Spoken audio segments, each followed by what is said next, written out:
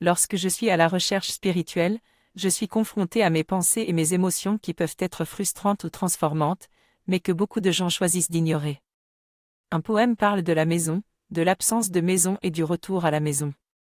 Pour moi, être humain signifie chercher constamment à briser les barrières, qu'elles soient physiques ou mentales, et certaines personnes font des compromis ou cherchent plus prudemment que d'autres. Cette période d'itinérance ou de vagabondage peut être terrifiante, mais c'est un voyage universel que tout le monde doit faire. On ne peut pas institutionnaliser les émotions humaines, telles que l'amour, la joie ou la paix, car elles sont subjectives et ne peuvent être constantes. Certains cherchent rapidement, d'autres plus lentement, mais tout le monde est chercheur dans sa vie. Dans cet extrait, Gurudev explique qu'il y avait beaucoup de monde dans un endroit de plusieurs hectares avec des lumières et des boutiques. Il y a des enfants, des femmes et des hommes qui perdent leur famille dans cette foule très dense, et cela arrive souvent.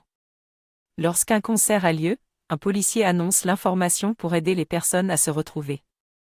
Il conseille aux gens d'attendre à l'entrée ou de rester ensemble pour ne pas se perdre, car il est facile de se perdre même dans un endroit très éclairé. Il a vu des hommes adultes pleurer bruyamment parce que leurs enfants ou leurs femmes étaient partis quelque part.